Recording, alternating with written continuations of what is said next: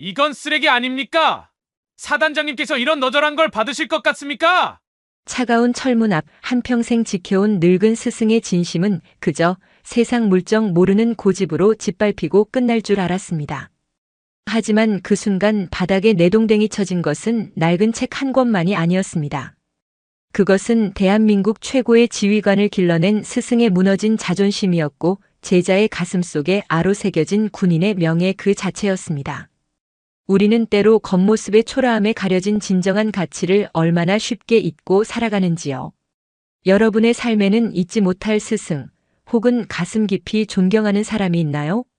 여러분의 소중한 인연을 댓글로 남겨주세요. 구독과 좋아요는 앞으로 더 좋은 이야기를 만드는데 큰 힘이 됩니다. 그럼 오늘의 이야기 시작하겠습니다. 낡은 서재의 공기는 언제나처럼 바싹 마른 종이 냄새와 희미한 잉크향, 그리고 세월의 덮개가 내려앉은 먼지의 냄새로 가득했다. 김진평은 올해로 83, 그의 인생 대부분을 함께 해온 이 서재의 냄새는 이제 그의 살냄새나 다름없었다. 창가에 놓인 낡은 안락 의자에 몸을 묻은 채 그는 돋보기 너머로 신문 귀퉁이에 실린 작은 사진을 들여다보고 있었다. 흑백 사진 속에서 각 잡힌 군복을 입은 사내가 거수 경례를 하고 있었다. 그저 스쳐 지나갈 수도 있었을 사진이었지만 김진평의 눈길은 얼어붙은 듯 그 얼굴에 머물렀다. 세월이 흘러 굵은 주름이 자리 잡고 강직한 군인의 위엄이 서려 있었지만 그 눈빛만은 뚜렷하게 기억났다.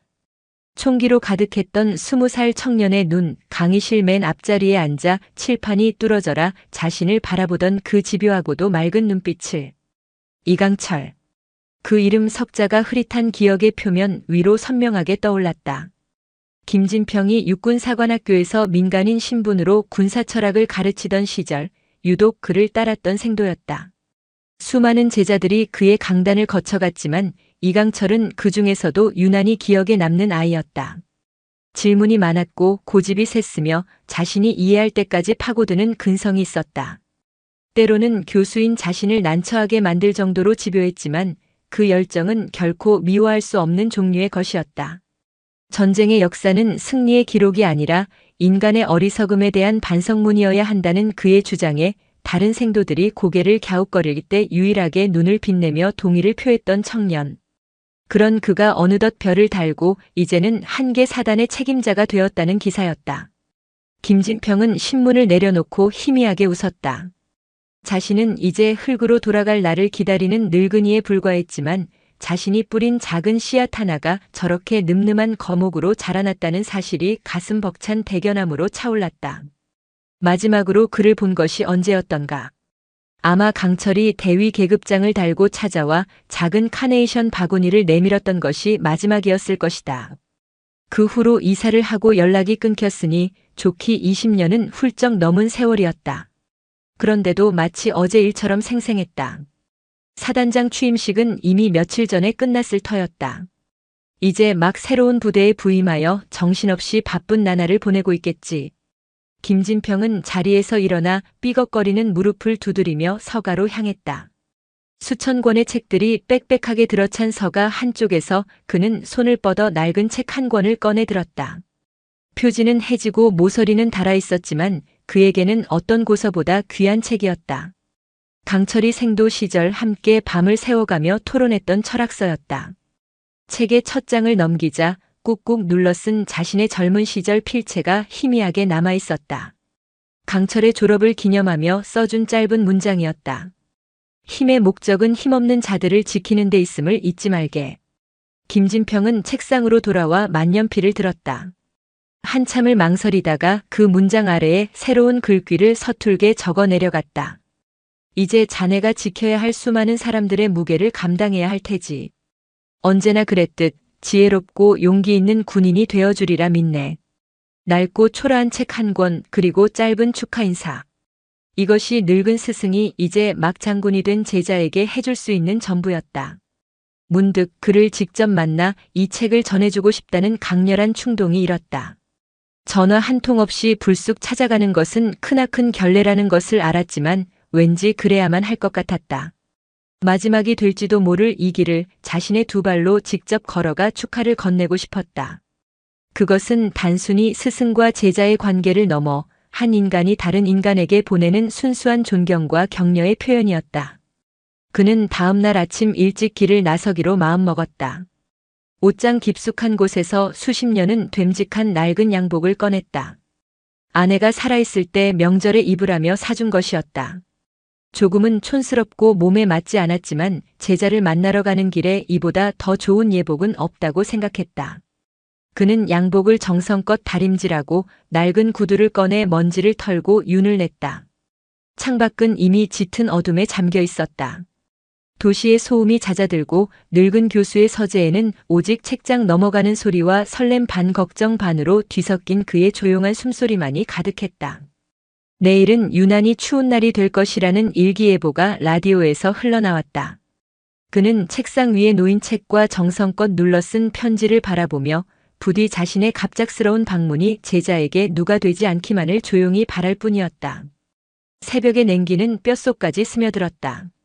김진평은 익숙지 않은 양복의 뻣뻣함을 느끼며 집을 나섰다. 어둠이 채 가시지 않은 길 위로 드문드문 가로등 불빛이 번져 있었고 입에서는 하얀 김이 뭉게뭉게 피어올랐다. 그의 손에는 낡은 종이 가방이 들려 있었다. 그 안에는 어젯밤 정성껏 포장한 책과 편지, 그리고 혹시나 제자가 좋아할까 싶어 시장에 들러 산 작은 약과 상자가 들어 있었다. 이른 새벽의 버스는 텅 비어 있었다. 덜컹거리는 차체에 몸을 맡긴 채 창밖을 바라보았다. 익숙한 동네 풍경이 어둠 속으로 빠르게 사라져갔다. 도시의 중심부를 지나고 여러 개의 다리를 건너고 풍경은 서서히 낯설게 변해갔다.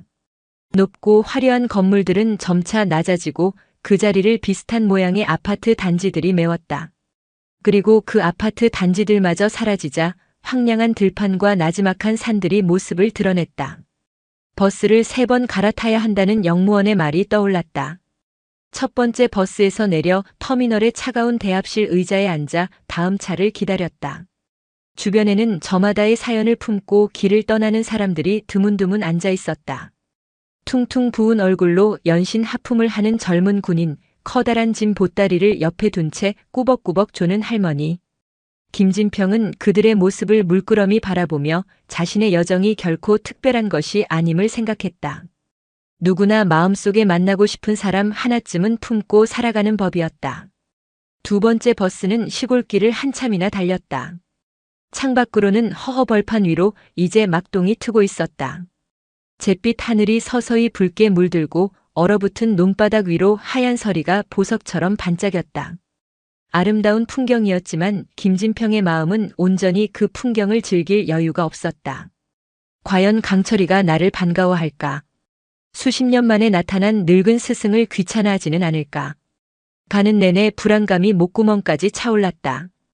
혹시라도 그에게 폐를 끼치는 것이라면 차라리 여기서 돌아가는 편이 낫지 않을까 하는 생각마저 들었다. 하지만 그때마다 강의실 맨 앞자리에서 눈을 빛내던 젊은 날의 제자 모습이 떠올랐다. 그 순수한 열정을 기억하는 한 그는 발걸음을 되돌릴 수 없었다. 마지막 버스는 아주 작고 낡았다. 손님은 김진평을 포함해 서너 명에 불과했고 버스는 금방이라도 부서질 것처럼 삐걱거리며 좁은 산길을 올랐다. 길은 구불구불했고 차창 밖으로는 앙상한 나뭇가지들이 스산한 풍경을 만들어내고 있었다. 맹호 부대라는 팻말이 보이기 시작하자 그의 심장이 세차게 뛰기 시작했다. 집에서 나선 지 꼬박 4시간이 넘게 흐른 뒤였다. 버스는 부대 정문에서 조금 떨어진 정류장에 그를 내려주었다. 황량한 길가에 덩그러니 서 있는 정류장은 너무나 초라했다. 버스가 먼지를 일으키며 떠나가자 주변은 깊은 정적에 휩싸였다. 오직 차가운 바람이 그의 낡은 양복 옷깃을 파고들며 윙윙거리는 소리만 들려올 뿐이었다. 저 멀리 부대의 정문이 보였다. 위압적인 철문과 그 위로 날카롭게 뻗은 철조망, 그리고 총을 맨 채 부동자세로 서 있는 위병의 모습이 아득하게 느껴졌다. 평생을 책과 씨름하며 살아온 그에게 군부대는 전혀 다른 세계의 입구처럼 보였다. 그는 옷매무새를 가다듬고 종이 가방을 고쳐들었다. 짧은 거리를 걷는 동안 수많은 생각들이 머릿속을 스쳐 지나갔다. 무슨 말을 먼저 건네야 할까? 너무 늙고 초라해진 모습에 제자가 실망하면 어떡하지. 그럼에도 그의 발걸음은 망설임이 없었다.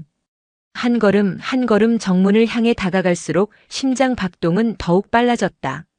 그것은 두려움이라기보다는 오랜 기다림 끝에 찾아온 설렘에 가까운 감정이었다. 드디어 위병소 앞에 섰을 때 그의 이마에는 어느새 식은땀이 송골송골 맺혀 있었다.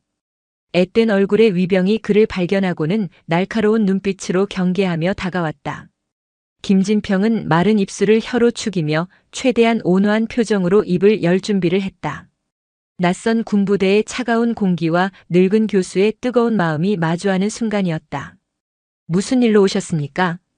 젊은 위병의 목소리는 훈련받은 대로 낮고 딱딱했다. 앳된 얼굴과는 어울리지 않는 건조함이 묻어 있었다. 김진평은 희미하게 웃으며 대답했다. 이강철 사단장님을 좀 뵈러 왔습니다. 미리 연락을 드린 것은 아니지만 잠시라도 뵐 수 있을까 해서요. 그의 온화한 말투에도 위병의 표정에는 변화가 없었다. 그는 의심스러운 눈초리로 김진평의 허름한 양복과 낡은 종이 가방을 위아래로 훑어보았다. 마치 그의 모든 것을 꿰뚫어 보려는 듯한 시선이었다. 사단장님을요? 용무가 어떻게 되십니까? 신분증을 보여주시겠습니까? 절차에 따른 질문이었지만 그 안에는 노인의 말을 전혀 신뢰하지 않는다는 기색이 역력했다. 김진평은 품에서 주민등록증을 꺼내 건넸다. 위병은 그것을 받아들고 한참이나 사진과 그의 얼굴을 번갈아 쳐다보았다. 마치 위조 신분증이라도 되는 것처럼 꼼꼼하게 살폈다. 예전에 제가 가르쳤던 제자입니다. 이번에 사단장으로 부임했다는 소식을 듣고 축하 인사를 전하러 멀리서 왔습니다. 김진평은 최대한 공손하게 설명했지만 위병은 고개를 갸웃거릴 뿐이었다. 사단장님의 스승이라는 말이 그의 귀에는 현실성 없는 헛소리처럼 들리는 모양이었다. 그는 신분증을 돌려주며 사무적인 말투로 말했다. 사단장님께서는 현재 외부인 면회가 불가능하십니다. 사전 약속 없이는 누구도 만나실 수 없습니다. 돌아가 주십시오. 단호한 거절이었다. 김진평은 예상했다는 듯 천천히 고개를 끄덕였다. 많이 바쁘시겠지요. 그럼 혹시 이 서신과 작은 선물이라도 전해주실 수 있겠습니까? 제가 직접 왔었다는 말씀과 함께. 그는 조심스럽게 종이 가방을 앞으로 내밀었다. 하지만 위병은 손을 내젓기는커녕 경계심 가득한 눈으로 한 걸음 뒤로 물러섰다. 외부 물품은 반입이 불가능합니다. 규정상 어쩔 수 없습니다. 바로 그때 위병소 안에서 다른 군인 한 명이 나왔다. 그는 위병보다 계급이 높아 보이는 중사였다. 찌푸린 미간과 날카로운 눈매가 퍽 신경질적인 인상을 주었다. 그는 상황을 파악했다는 듯 귀찮다는 표정으로 김진평에게 다가왔다. 할아버지, 여기서 이러시면 안 됩니다. 군부대가 무슨 동네 경로당인 줄 아십니까? 그의 말투에는 노골적인 조롱과 무시가 담겨 있었다. 김진평의 얼굴이 희미하게 굳었다. 나는 그저 뭐요? 사단장님이 할아버지 제자라고요? 그런 거짓말을 누가 믿습니까? 어디서 약을 팔려고 하세요? 황 중사라고 불린 사내는 헛웃음을 터뜨렸다. 주변의 다른 병사들도 힐끔거리며 비웃는 기색이었다. 김진평은 평생 누군가에게 이런 식의 모욕을 당해본 적이 없었다. 얼굴이 화끈거리고 손이 떨려왔다. 하지만 그는 감정을 드러내지 않으려 애썼다. 거짓말이 아닐세. 사실이야. 사실? 증명할 수 있습니까? 사단장님하고 같이 찍은 사진이라도 있어요? 아니면 사단장님이 직접 써준 편지라도 있냐고요? 아무것도 없으면서 무작정 찾아와서 떼쓰면 다 되는 줄 아세요? 황 중사는 한 걸음 더 다가서며 위압적으로 말했다. 김진평은 입술을 깨물었다. 수십 년 전의 인연을 증명할 방법 같은 것은 애초에 생각지도 못했다. 그와 제자 사이의 신뢰는 그런 물질적인 증거가 필요 없는 것이라 믿었기 때문이었다. 그의 침묵을 긍정으로 받아들인 황 중사는 더욱 기세등등하게 쏘아붙였다. 보세요, 아무 말도 못하시잖아요. 요즘 세상이 어떤 세상인데 신원도 불분명한 사람을 함부로 들여보내라는 겁니까? 혹시라도 무슨 꿍꿍이가 있으신 거 아닙니까? 그런 것이 아닐세. 나는 정말 순수한 마음으로 순수한 마음. 할아버지, 순수한 마음만으로는 세상 일이 해결되지 않아요. 여기는 대한민국을 지키는 신성한 곳입니다. 아무나 드나들 수 있는 곳이 아니라고요. 이제 그만 가보세요. 업무 방해하지 마시고. 황 중사는 손을 휘휘 내저으며 벌레를 쫓는 듯한 신용을 했다. 그 순간 김진평의 가슴 속에서 무언가 뜨거운 것이 치밀어 올랐다. 모욕감보다 더 큰 슬픔이었다. 자신이 평생을 바쳐 가르쳤던 명예와 존중의 가치가 군대의 가장 낮은 문턱에서부터 이렇게 무참히 짓밟히고 있다는 사실이 견딜 수 없었다. 자네, 군인으로서의 명예가 뭐라고 생각하나? 김진평의 목소리는 낮았지만 힘이 실려 있었다. 예상치 못한 질문에 황 중사는 잠시 할 말을 잃었다. 뭐라고요? 계급이 낮은 사람이나 힘없는 노인이라고 해서 함부로 대하고 모욕하는 것이 자네가 배운 군인 정신인가? 나는 그렇게 가르치지 않았네. 김진평의 눈빛이 서늘하게 빛났다. 그의 갑작스러운 변화에 황 중사는 당황한 기색이 역력했다. 하지만 이내 헛웃음을 지으며 상황을 무마하려 했다. 이 할아버지가 지금 누굴 가르치려고 드시는 거야? 내가 누군지 알고. 내가 바로 이 부대 위병소 책임자야. 할아버지 같은 사람 수백 명도 더 상대해봤다고요. 좋게 말할 때 그냥 가세요. 더는 못 참습니다. 황 중사는 일부러 들으라는 듯 큰 소리로 윽박질렀다. 주변의 병사들은 이제 대놓고 웃음을 터뜨리고 있었다. 늙고 초라한 노인이 기세등등한 젊은 군인에게 대드는 모습이 우스꽝스러운 연극처럼 보였을 것이다. 김진평은 더 이상 말을 잇지 않았다. 말이 통하지 않는다는 것을 깨달았기 때문이었다.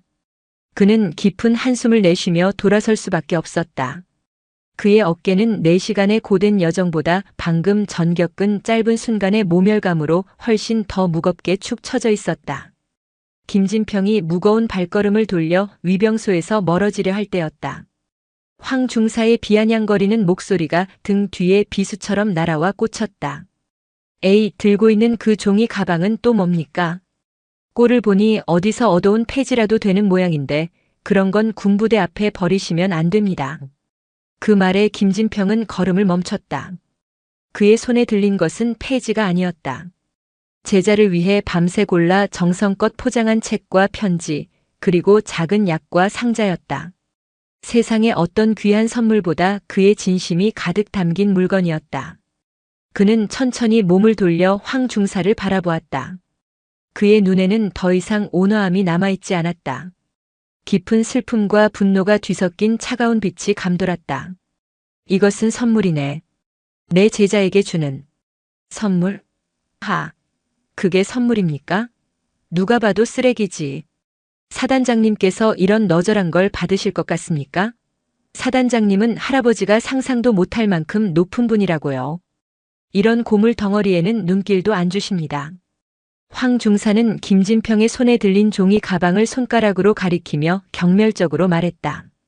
그 순간 김진평은 자신을 향한 모욕보다 제자 이강철이 그리고 그가 주는 선물이 모욕당했다는 사실에 참을 수 없는 분노를 느꼈다. 자네가 어찌 아는가? 자네가 강철이를 아는가 말일세. 강철이? 지금 누구 이름을 함부로 부르는 겁니까? 여기가 어디라고 사단장님 함자를 함부로 입에 올려. 황 중사는 버럭 소리를 질렀다. 마치 신성 모독이라도 당한 사람처럼 길길이 날뛰었다. 그는 성큼성큼 김진평에게 다가오더니 다짜고짜 그의 손에 들린 종이 가방을 거칠게 낚아챘다. 이리 내놔보세요. 안에 뭐가 들었는지 봐야겠습니다. 요즘 세상이 하도 흉흉해서 말이야. 폭탄이라도 들었는지 누가 압니까? 이 사람 무례하군. 김진평이 소리쳤지만 황 중사는 아랑곳하지 않고 종이 가방을 마구잡이로 흔들었다. 그리고는 가방의 입구를 벌려 내용물을 바닥에 쏟아버렸다. 쿵 하는 둔탁한 소리와 함께 책과 편지, 그리고 약과 상자가 차가운 아스팔트 바닥으로 어지럽게 흩어졌다. 약과 상자는 모서리가 찌그러졌고 곱게 포장했던 포장지는 찢어졌다. 그리고 무엇보다 김진평의 마음이 담긴 낡은 철학서는 먼지 구덩이 속에서 가장 초라한 모습으로 나뒹굴고 있었다. 김진평의 눈앞이 하얗게 변했다. 숨이 턱 막히고 다리가 후들거렸다. 그는 아무 말도 하지 못하고 그저 바닥에 흩어진 자신의 진심을 망연자실하게 내려다볼 뿐이었다. 주변의 공기가 얼어붙었다. 처음 보는 노인에게 너무 과한 처사라고 생각했는지 아까까지만 해도 낄낄거리던 병사들의 얼굴에서도 웃음기가 사라져 있었다. 심지어 황 중사 자신도 순간적으로 자신이 너무 심했다는 것을 깨달았는지 당황한 표정으로 헛기침을 했다. 어허, 꺼보라고요. 별것도 아니잖아요. 그냥 낡아빠진 책 한 권이잖아. 이런 걸 선물이라고. 그는 애써 태연한 척하며 상황을 수습하려 했지만 목소리는 미세하게 떨리고 있었다. 김진평은 천천히 허리를 굽혔다. 뻣뻣한 무릎에서 삐걱거리는 소리가 났다. 그는 떨리는 손으로 아스팔트 바닥에 떨어진 책을 집어들었다. 책 표지에는 거친 바닥에 긁힌 상처가 선명하게 나 있었고 귀퉁이에는 시커먼 먼지가 묻어 있었다. 그는 손수건을 꺼내 상처난 표지를 정성스럽게 닦아냈다. 마치 다친 자식의 상처를 어루만지는 아버지의 손길처럼 조심스러웠다. 그의 모든 행동에는 깊은 슬픔이 배어 있었다.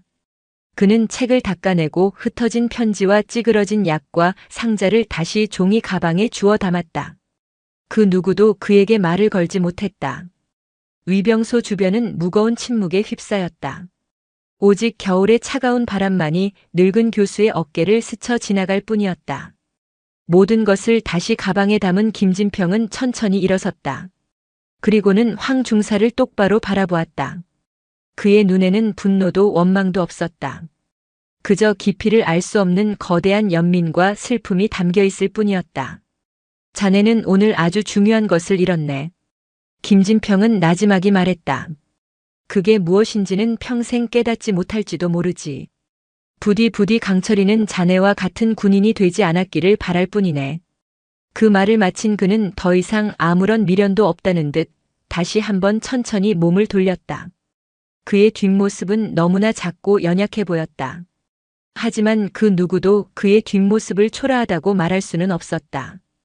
오히려 산처럼 거대하고 무거운 위엄이 느껴졌다. 한평생 지켜온 학자의 양심과 스승의 자존심이 야만적인 폭력 앞에서도 결코 부러지지 않고 꼿꼿하게 서 있는 듯했다. 차가운 바람이 김진평의 뺨을 세차게 때렸다. 그는 부대 정문을 등지고 정류장을 향해 한 걸음 한 걸음 힘겹게 내디뎠다. 발걸음이 천근만근 무거웠다. 단지 먼 길을 온 육체적 피로 때문만은 아니었다. 마음이 무너져 내린 것 같았다. 평생을 지켜온 신념, 인간에 대한 존중, 지식과 교양의 가치가 한순간에 부정당한 느낌이었다. 손에 들린 종이 가방 안에서 뒹구는 책의 감촉이 유난히 아프게 느껴졌다. 위병소 주변은 여전히 어색한 침묵이 감돌았다. 황 중사는 자신의 행동이 만들어낸 이 무거운 분위기에 안절부절 못하며 괜히 헛기침만 반복했다. 다른 병사들은 차마 고개를 들지 못하고 시선을 바닥에 고정한 채 서 있었다. 모두가 방금 전 자신들이 목격하고 동조했던 그 야만적인 광경의 무게를 느끼고 있었다. 바로 그때였다. 저 멀리서 부대 안쪽으로부터 검은색 승용차 한 대가 미끄러지듯 다가오고 있었다. 차량의 앞에는 사단의 부대 마크가 새겨진 깃발이 선명하게 펄럭이고 있었다. 위병소의 모든 군인들의 몸이 순간적으로 굳었다. 사단장의 차량이었다. 황 중사의 얼굴은 새하얗게 질렸다. 그는 허둥지둥 자신의 군복 매무새를 바로잡고 다른 병사들에게 눈짓을 보내며 경례 준비를 시켰다. 그의 머릿속은 복잡했다. 왜 하필 지금 사단장님께서 나타나시는 것인가? 방금 전에 소란을 보셨으면 어떡하지? 아니, 보셨을 리가 없다. 이미 저 노인은 멀어져 가고 있지 않은가? 검은색 승용차는 속도를 줄이며 위병소 앞에 부드럽게 멈춰섰다. 운전병이 재빨리 차에서 내려 뒷좌석 문을 열었다. 차 안에서 갓 부임한 신임 사단장 이강철 소장이 내렸다. 그의 어깨에 달린 두 개의 별이 아침 햇살을 받아 눈부시게 빛났다. 굳게 담은 입술과 강직한 눈빛에서는 지휘관의 위엄이 흘러나왔다. 충성! 황 중사와 위병들은 부서져라 외치며 거수 경례를 했다. 이강철은 그들의 경례를 받으며 고개를 가볍게 끄덕였다. 그의 시선은 위병소 주변의 어색한 분위기와 병사들의 굳은 표정을 놓치지 않았다. 무슨 일 있었나? 그의 목소리는 낮고 차분했지만 그 안에는 모든 것을 꿰뚫어 보는 듯한 날카로움이 있었다. 황 중사는 식은땀을 흘리며 다급하게 대답했다. 아무 일 없었습니다. 이상 없습니다. 하지만 그의 떨리는 목소리는 아무 일도 없지 않았다는 것을 반증하고 있었다. 이강철의 미간이 미세하게 좁아졌다. 그는 황 중사를 지나쳐 주변을 둘러보았다. 그리고 그의 시선은 아스팔트 바닥의 한 지점에 머물렀다. 그곳에는 방금 전의 소동으로 인해 어지럽게 흩어졌던 약과 부스러기와 찢어진 포장지 조각이 희미하게 남아 있었다. 무언가 일이 있었음을 직감한 그는 다시 황 중사를 바라보았다. 정말인가? 그의 재차 질문에 황 중사는 입술을 깨물었다. 거짓말을 하고 있다는 것이 온몸으로 드러나고 있었다. 바로 그 순간 이강철의 시선이 위병소에서 멀어져가는 한 노인의 뒷모습에 닿았다. 낡고 촌스러운 양복, 구부정한 어깨, 그리고 힘겨워 보이는 걸음걸이. 그냥 스쳐 지나갈 수도 있는 평범한 노인의 뒷모습이었다. 하지만 왠지 모르게 그의 심장이 쿵 하고 내려앉았다. 수십 년의 세월이 흘렀지만 뇌리 깊숙한 곳에 각인된 익숙한 실루엣이었다. 그는 자신도 모르게 그 뒷모습을 향해 몇 걸음 옮겼다. 좀 더 자세히 보고 싶었다. 설마 아니겠지. 수십 년 동안 한 번도 뵙지 못했는데 이런 곳에서 마주칠 리가 없지 않은가. 하지만 그의 발걸음은 멈추지 않았다. 무언가 강렬한 힘이 그를 이끄는 것 같았다. 잠시만요, 어르신. 이강철이 자신도 모르게 소리쳤다. 그 목소리에 김진평의 힘없는 걸음이 우뚝 멈춰섰다. 그는 천천히, 아주 천천히 뒤를 돌아보았다. 바람이 불어와 그의 하얗게 센 머리카락을 흩날렸다. 세월의 깊은 골이 패인 얼굴, 모든 것을 체념한 듯한 슬픈 눈. 그리고 그 모든 것을 덮고 있는 온화한 인품. 이강철의 눈이 커졌다. 숨을 쉴 수가 없었다. 시간이 멈춘 것 같았다. 그의 기억 속 낡은 강의실에서 열정적으로 군사 철학을 논하던 젊은 교수의 모습과 눈앞에 늙고 지친 노인의 모습이 겹쳐졌다. 모습은 변했지만 그 눈빛만은 학자의 깊고 고요한 그 눈빛만은 그대로였다. 교 교수님? 이강철의 입에서 떨리는 목소리가 새어나왔다. 그것은 질문이 아니었다. 수십 년의 세월을 뛰어넘어 터져나온 절규에 가까운 부름이었다. 김진평의 슬픈 눈동자가 순간 흔들렸다.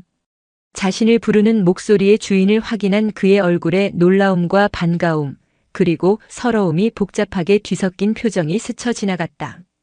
강철이 자네가 강철이인가? 김진평의 목소리는 갈라져 있었다. 그 한마디에 이강철은 모든 것을 확신했다. 그는 더 이상 사단장이 아니었다.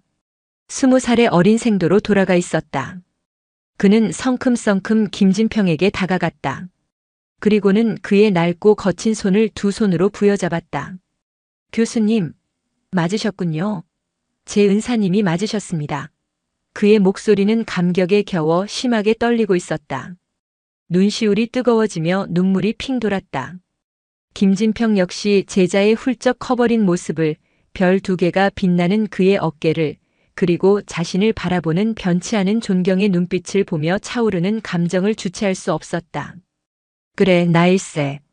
자네를 보러 왔네. 훌륭한 장군이 된 내 제자를 축하해 주러 왔어. 그 순간 이강철의 시선이 김진평의 손에 들린 낡은 종이 가방에 닿았다. 그리고 가방 밖으로 삐져나온 표지에 흠집이 난 낡은 책을 보았다. 생도 시절 교수님과 밤을 새워가며 토론했던 바로 그 책이었다. 그리고 바닥에 희미하게 남은 약과 부스러기들. 위병소 주변에 어색했던 침묵. 하얗게 질린 황 중사의 얼굴. 모든 퍼즐 조각이 순식간에 맞춰졌다. 이강철의 얼굴에서 모든 핏기가 가셨다. 감격과 반가움으로 가득 찼던 그의 눈빛은 순식간에 차가운 분노로 돌변했다. 그는 천천히 고개를 돌려 위병소를 향했다. 그가 아무 말도 하지 않았지만 그 눈빛만으로도 주변의 공기는 얼어붙을 듯 차가워졌다. 황 중사와 위병들은 숨조차 제대로 쉴 수 없었다. 무슨 일이 있었는지 전부 말해. 이강철의 목소리는 강철처럼 차갑고 단단했다. 그 안에는 어떠한 변명도 용납하지 않겠다는 지휘관의 절대적인 의지가 담겨 있었다. 황 중사는 사시나무 떨듯 떨며 입을 열었다. 그것이 이 어르신께서 약속도 없이 사단장님을 뵙겠다고 하셔서 그래서. 이강철이 그의 말을 잘랐다. 그래서 규정대로 돌려보내려던 참이었습니다. 규정? 이강철은 헛웃음을 터뜨렸다. 연세 지긋하신 어른께서 먼 길을 찾아오셨는데 그저 규정만 읊으며 문전박대한 것이 자네가 말하는 규정인가? 이분이 어떤 분이신 줄 아는가? 그의 목소리가 점차 높아졌다. 위병소의 모든 병사들이 고개를 숙였다. 이분은 내 스승이시다. 지금의 나를 있게 해주신 분이란 말이다. 그런데 감히 그런 은사님을 너희가 감히. 이강철의 분노는 극에 달했다. 그는 김진평의 손에 들린 상처난 책을 가리켰다. 이 책은 또 무엇인가? 왜 이렇게 흠집이 나 있지? 바닥에 떨어진 흔적은 또 무엇이고? 그의 추궁에 아무도 대답하지 못했다. 모두가 입을 굳게 다문 채 고개를 숙일 뿐이었다. 그 침묵이 모든 것을 말해주고 있었다. 이강철은 더 이상 묻지 않았다. 그는 김진평에게 고개를 돌려 깊이 허리를 숙였다. 교수님 죄송합니다. 제가 부하들 교육을 잘못 시켰습니다. 제 불찰입니다. 부디 용서해 주십시오. 사단장이 별 2개를 단 장군이 허름한 옷차림의 노인에게 90도로 허리를 숙이는 모습. 그 광경을 지켜보는 모든 이들은 충격에 휩싸였다. 김진평은 그런 제자의 어깨를 말없이 두드려 주었다. 그것은 용서이자 위로였다. 이강철은 허리를 펴고 다시 황 중사를 향해 섰다. 그의 눈빛은 아까보다 훨씬 더 차갑고 무서워져 있었다. 황 중사. 예. 자네는 오늘 군복을 입을 자격을 잃었다. 군인의 명예는 계급의 높낮이에 있는 것이 아니라 지켜야 할 가치를 지키는 데 있다. 자네는 오늘 군인이 지켜야 할 가장 중요한 가치, 인간에 대한 존중을 내팽개쳤다. 내 스승님께 가한 모욕은 곧 나에게 한 모욕이며 이 부대 전체의 명예를 더럽힌 것이다. 이강철은 숨을 한번 고르고 말을 이었다. 당장 저분의 신발에 묻은 먼지를 닦아드리고 정중히 사과드려라. 진심으로 용서받을 때까지. 그것은 명령이었다. 황 중사는 잠시 망설였다. 사람들 앞에서 부하들이 보는 앞에서 노인의 신발을 닦으라는 것은 죽기보다 더한 굴욕이었다. 하지만 사단장의 눈빛은 그의 하찮은 자존심 따위는 안중에도 없다는 듯 확고했다. 결국 황 중사는 떨리는 걸음으로 김진평에게 다가갔다. 그리고는 그의 발 아래에 무릎을 꿇었다. 그의 얼굴은 수치심과 굴욕감으로 벌겋게 달아올라 있었다. 그는 자신의 소매로 김진평의 낡은 구두에 묻은 먼지를 닦아내기 시작했다. 그 모습을 지켜보는 김진평의 마음은 편치 않았다. 그는 이런 것을 원한 것이 아니었다. 하지만 그는 제자의 결정을 막지 않았다. 이것은 단지 황 중사 개인을 향한 징벌이 아니었다. 잘못된 권위와 오만이 어떤 결과를 낳는지 이 자리에 있는 모든 군인들의 뼛속에 새기려는 제자의 굳은 의지임을 알았기 때문이었다. 황 중사가 무릎을 꿇고 김진평의 낡은 구두를 닦는 모습은 한 폭의 정지된 그림 같았다. 주변의 모든 소음이 사라지고 오직 겨울의 차가운 바람소리와 황 중사의 거친 숨소리, 그리고 간간이 들려오는 그의 흐느낌만이 위병소 주변을 맴돌았다. 그는 단순한 굴욕감 때문에 우는 것이 아니었다. 자신이 저지른 행동의 무게를, 그리고 그로 인해 실추된 군인의 명예를 뒤늦게나마 깨닫고 흘리는 참회의 눈물이었다. 다른 병사들은 숨을 죽인 채 그 광경을 지켜보았다. 그들의 가슴 속에는 통쾌함보다는 무거운 무언가가 내려앉고 있었다. 저 무릎 꿇은 중사의 모습은 단지 한 개인의 추락이 아니었다. 그동안 자신들이 무심코 저질렀거나 방관했던 수많은 오만과 편견의 결과물이었기 때문이었다. 김진평은 조용히 황 중사의 어깨에 손을 얹었다. 이제 그만하게. 자네의 사과는 그것으로 충분하네. 그의 목소리에 황 중사는 고개를 들었다. 눈물과 콧물로 범벅이 된 그의 얼굴은 차마 마주 볼 수 없을 정도로 비참했다. 이강철은 그 모습을 차갑게 지켜보다가 입을 열었다. 황 중사를 비롯한 오늘 위병소 근무자 전원은 보직 해임한다. 그리고 감찰부의 정식 조사를 받게 될 것이다. 이번 사건을 계기로 전 부대원의 인성 교육 프로그램을 전면 재검토하고 특히 민간인을 대하는 태도에 대한 특별 교육을 실시하도록. 이는 내 지시다. 그의 명령은 단호했다. 어느 누구도 이의를 제기할 수 없었다. 이강철은 이제 모든 상황이 정리되었다는 듯 다시 김진평을 향해 부드러운 표정을 지었다. 교수님, 이런 곳에 세워둘 분이 아니신데. 어서 안으로 들어가시지요. 제가 모시겠습니다. 그는 직접 김진평의 팔을 부축했다. 늙은 스승의 몸은 생각보다 훨씬 더 가늘고 앙상했다. 이강철은 그 가냘픈 팔을 부축하며 그가 이곳까지 오기 위해 겪었을 고단한 여정을 떠올렸다. 가슴 한쪽이 저려왔다. 사단장이 직접 한 노인을 부축하여 부대 안으로 들어서는 모습에 마주치는 모든 장병들이 걸음을 멈추고 경례를 했다. 그들은 사단장 옆에 허름한 노인이 누구인지 알지 못했지만 사단장의 극진한 태도를 보며 그가 보통 인물이 아님을 직감했다. 이강철은 김진평을 자신의 집무실로 안내했다. 넓고 위험 있는 사단장실은 갓 부임한 주인을 닮아 아직 정리가 덜 된 상태였지만 한쪽 벽면을 가득 채운 군사 지도와 작전 현황판이 이곳의 무게를 말해주고 있었다.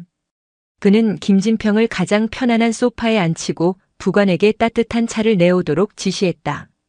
교수님, 어쩌자고 연락도 없이 이렇게 먼 길을 오셨습니까? 제가 찾아뵈었어야 했는데 정말 죄송합니다. 이강철은 스승의 앞에 마주 앉아 고개를 숙였다. 김진평은 따뜻한 찻잔을 두 손으로 감싸쥐며 희미하게 웃었다. 자네가 바쁠 텐데 내가 어찌 오라고 하겠나. 신문에서 자네 소식을 보고 너무 기쁘고 대견해서 내 두 발로 직접 와서 축하해주고 싶었네. 그는 곁에 두었던 종이 가방에서 상처 입은 책을 꺼내 이강철에게 건넸다. 이걸 주려고 왔네. 낡고 볼품없는 책이지만 자네와 내가 함께 고민했던 흔적이 담겨 있으니 자네에게는 의미가 있을 것 같아서. 이강철은 떨리는 손으로 책을 받아들었다. 책 표지에 선명하게 남은 긁힌 자국이 그의 마음을 칼로 베는 것처럼 아프게 했다. 그는 책의 첫 장을 넘겼다. 그곳에는 젊은 시절 교수님이 써주셨던 격려의 문장과 그 아래의 세월의 흔적이 묻어나는 떨리는 필체로 새로 쓰인 축하의 글귀가 있었다. 이강철은 그 문장들을 한자 한자 소리내어 읽었다. 그의 목소리는 점점 더 잠겨왔고 마침내 마지막 글자를 읽었을 때 그는 참았던 눈물을 터뜨리고 말았다. 어깨에 달린 별의 무게가 앞으로 짊어져야 할 수많은 책임의 무게가 그를 짓누르고 있던 참이었다. 막중한 임무 앞에서 때로는 두렵고 외로웠던 그에게 늙은 스승의 변치 않는 믿음과 격려는 그 어떤 훈장보다 더 큰 힘이 되었다. 그는 눈물을 닦을 생각도 하지 않고 어린아이처럼 한참을 울었다. 김진평은 그런 제자의 등을 말없이 토닥여 주었다. 창밖으로는 겨울 햇살이 따스하게 쏟아져 들어오고 있었다. 수십 년의 세월을 뛰어넘어 다시 만난 스승과 제자는 그렇게 한참 동안 말없이 서로의 온기를 나누었다. 한 사람의 오만으로 인해 얼어붙었던 시간은 다른 한 사람의 진심 어린 눈물로 비로소 따뜻하게 녹아내리고 있었다. 사단장 집무실에서의 시간은 느리게 흘러갔다. 이강철은 지난 수십 년간의 세월 동안 못다한 이야기를 본물처럼 쏟아냈다. 초급 장교 시절의 실수담부터 생사를 오갔던 위험한 작전의 기억, 그리고 마침내 장군이 되기까지의 험난했던 과정들을 스승 앞에서 솔직하게 털어놓았다. 김진평은 말없이 그의 이야기를 들어주었다. 때로는 아버지처럼 따뜻한 미소로, 때로는 스승처럼 날카로운 질문으로 그의 말에 화답했다. 제자는 어느덧 자신보다 훨씬 더 높은 자리에 올라 세상의 존경을 받는 인물이 되었지만 김진평의 눈에는 여전히 강의실 맨 앞자리에 앉아있던 고집 센 생도의 모습이 어른거렸다. 점심시간이 되자 이강철은 부대 내 최고의 식사를 준비하도록 지시했다. 사병 식당이 아닌 장군들을 위한 특별 식당에 스승을 모셨다. 평소라면 부대의 주요 참모들과 함께 식사를 했겠지만 그날만큼은 모든 약속을 취소하고 오직 스승과 단둘이 식사하기를 원했다. 소박한 나물 반찬과 된장찌개를 좋아하시던 스승의 입맛을 기억하고 일부러 화려하지 않으면서도 정갈한 한식상을 차리게 했다. 교수님, 변변치 못합니다. 많이 드십시오. 이만하면 진수성찬일세. 자네 덕분에 내 평생 이런 호사를 다 누려보는군. 두 사람은 식사를 하며 이야기를 이어갔다. 화제는 자연스럽게 오늘 아침 위병소에서 있었던 일로 넘어갔다. 김진평은 애써 그 일을 잊으려는 듯 담담하게 말했다. 너무 그 병사들을 나무라지 말게. 그들도 그들 나름의 규칙과 절차에 따랐을 뿐이겠지. 내가 너무 갑작스럽게 찾아간 탓도 크고. 하지만 이강철의 생각은 달랐다. 그는 수저를 내려놓고 단호한 어조로 말했다. 아닙니다, 교수님. 규칙과 절차는 인간을 위해 존재하는 것이지 인간을 모욕하기 위해 존재하는 것이 아닙니다. 특히 군인은 힘없는 민간인을 보호해야 할 의무가 있는 사람들입니다. 그런데 오히려 그 힘을 이용해 민간인을 억압하고 모욕했다면 그것은 용서받을 수 없는 죄입니다. 저는 이번 일을 결코 가볍게 넘어가지 않을 생각입니다. 그는 이번 사건을 단순히 몇몇 군인들의 일탈로 보지 않았다. 군 조직 전체에 퍼져 있는 잘못된 권위주의와 관료주의의 단면이라고 생각했다. 자신이 사단장으로 부임한 이상 가장 먼저 뿌리 뽑아야 할 적폐라고 판단했다. 제가 사단장으로 있는 동안 우리 부대에서는 2번 다시 오늘과 같은 부끄러운 일이 발생하지 않도록 만들겠습니다. 모든 병사들이 계급의 높낮이를 떠나 서로를 존중하고 특히 민간인을 대할 때는 자신의 가족을 대하듯 정중하고 따뜻하게 대하도록 만들겠습니다. 이것은 교수님께 드리는 제 약속입니다. 그의 말에는 흔들림 없는 결의가 담겨 있었다. 김진평은 그런 제자의 모습을 대견하게 바라보았다. 자신이 가르쳤던 힘의 목적은 힘없는 자를 지키는 데 있다는 가르침을 제자가 여전히 마음속 깊이 간직하고 있다는 사실이 무엇보다 기뻤다. 식사를 마친 후 이강철은 김진평을 데리고 부대 곳곳을 안내했다. 늠름한 병사들이 훈련하는 연병장, 최신 장비가 갖춰진 지휘통제실, 그리고 병사들이 생활하는 내무반까지. 그는 스승에게 자신의 일터이자 삶의 터전인 부대의 모든 것을 보여주고 싶어 했다. 병사들은 멀리서 걸어오는 사단장과 허름한 노인의 모습을 보며 의아하게 생각했지만 이내 사단장이 노인을 대하는 극진한 태도를 보고 조용히 고개를 숙여 예를 표했다. 오후가 되자 감찰부의 1차 조사 결과가 이강철에게 보고되었다. 황 중사는 평소에도 자신의 직위를 이용해 병사들에게 폭언을 일삼고 부대 방문객들에게 고압적인 태도를 보여왔다는 사실이 드러났다.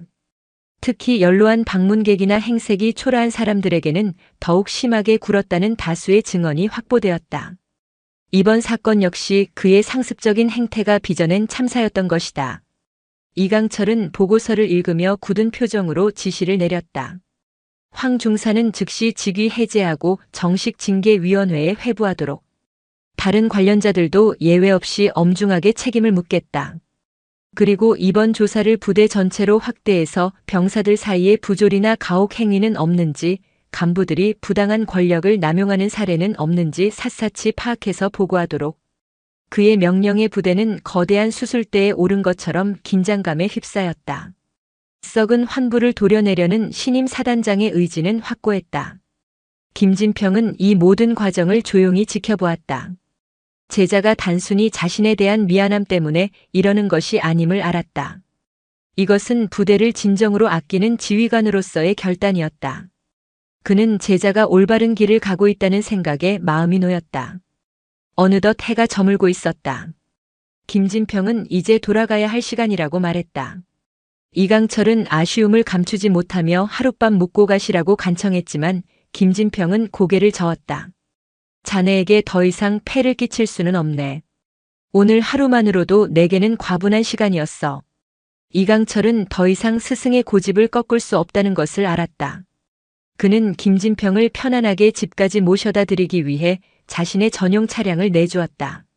아침에 타고 왔던 낡고 삐걱거리는 버스와는 비교도 할 수 없을 만큼 안락한 승용차였다. 부대의 모든 주요 간부들이 정문까지 나와 도열하고 있었다. 그들은 신임 사단장의 스승이라는 노인에게 깊은 존경심을 담아 경례를 했다. 아침에 그가 겪었던 냉대와 모욕은 마치 꿈이었던 것처럼 느껴졌다. 차량에 오르기 전 김진평은 이강철의 손을 꼭 잡았다. 강철아, 오늘 정말 고마웠네. 그리고 미안하구나. 나 때문에 자네 부대가 시끄러워진 것 같아서. 이강철은 고개를 저었다. 아닙니다, 교수님. 오히려 제가 감사드립니다. 교수님 덕분에 제가 진짜로 해야 할 일이 무엇인지 깨닫게 되었습니다. 썩은 곳은 도려내고 약한 곳은 보듬어서 우리 부대를 대한민국에서 가장 명예롭고 따뜻한 부대로 만들겠습니다. 지켜봐 주십시오. 그의 눈빛은 진심으로 가득 차 있었다. 김진평은 말없이 고개를 끄덕였다. 그는 제자가 충분히 그렇게 하고도 남을 인물임을 믿어 의심치 않았다. 차가 부드럽게 움직이기 시작했다. 이강철과 부대 간부들은 차가 시야에서 완전히 사라질 때까지 부동자세로 서서 손을 흔들었다. 김진평은 차창 밖으로 멀어져가는 제자의 모습을 보며 눈을 감았다. 고단했지만 더없이 충만한 하루였다. 차는 어두워진 시골길을 달려 도시로 향했다. 김진평은 안락한 좌석에 몸을 기댄 채 깊은 생각에 잠겼다. 오늘 있었던 일들이 주마등처럼 스쳐 지나갔다. 위병소에서의 모욕, 바닥에 내동댕이 쳐졌던 책, 그리고 눈물 흘리며 자신을 맞이하던 제자의 얼굴까지. 그는 오늘 단지 한 사람의 제자를 만난 것이 아니었다. 그는 오늘 자신이 평생을 바쳐 지키고 가르치려 했던 가치가 여전히 살아 숨쉬고 있음을 확인했다. 아무리 세상이 삭막해지고 사람들이 자신의 이익만을 좇는다 해도 마음속 깊은 곳에 올바른 신념을 간직하고 살아가는 이들이 있다는 희망을 보았다. 그리고 그 희망의 씨앗을 자신이 아주 오래전에 심었다는 사실에 조용한 자부심을 느꼈다. 집 앞에 도착했을 때는 이미 늦은 밤이었다. 운전병은 그가 집에 안전하게 들어가는 것을 확인하고 나서야 경례를 하고 자리를 떴다. 텅 빈 집에 들어서자 아침에 나설 때와는 비교할 수 없는 깊은 피로감이 몰려왔다. 하지만 마음만은 깃털처럼 가벼웠다. 그는 서재로 들어가 불을 켰다. 그리고 이강철이 다시 정성껏 포장해준 종이 가방을 열었다. 가방 안에는 아침에 그가 가져갔던 낡은 책과 편지, 그리고 찌그러졌던 약과 상자가 그대로 들어있었다. 하지만 그것들 말고도 다른 것이 더 들어있었다. 최고급 한우 세트와 값비싼 건강식품, 그리고 두툼한 봉투였다.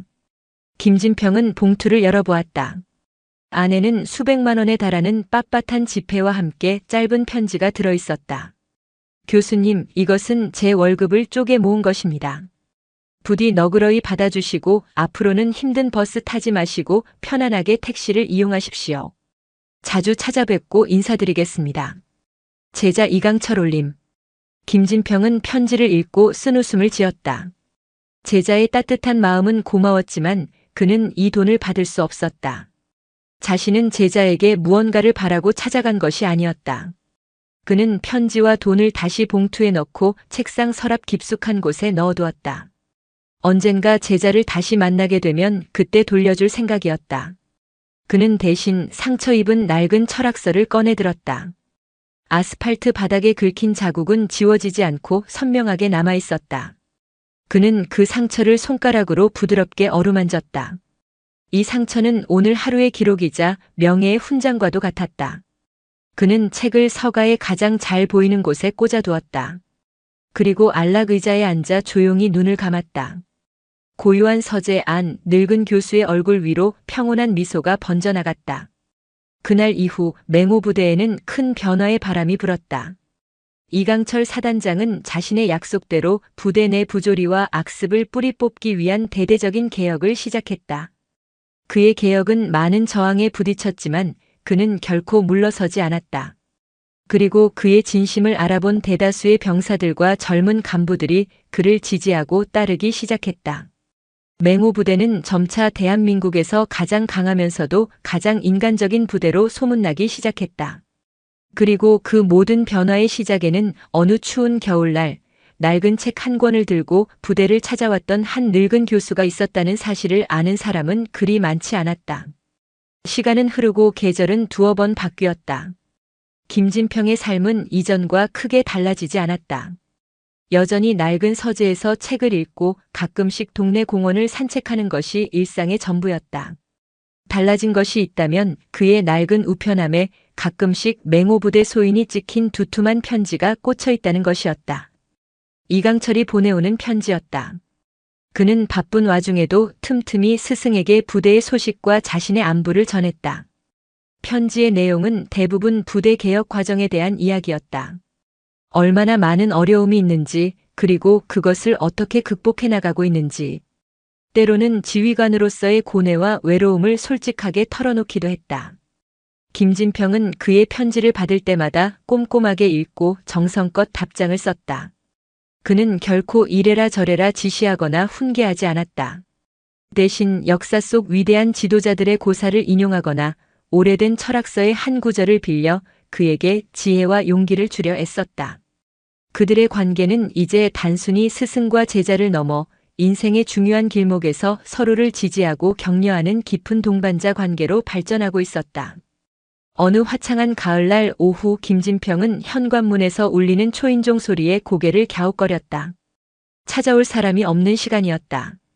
문을 열자 그곳에는 각 잡힌 군복을 입은 이강철이 환한 미소를 지으며 서 있었다. 그의 손에는 커다란 과일 바구니와 꽃다발이 들려 있었다. 교수님, 저 왔습니다. 아니, 자네가 어쩐 일인가? 온다는 연락도 없이. 교수님께는 저도 예고 없이 찾아뵙고 싶었습니다. 이강철은 너스레를 떨며 집 안으로 들어섰다. 그는 잠시 휴가를 내어 스승을 찾아온 길이라고 했다.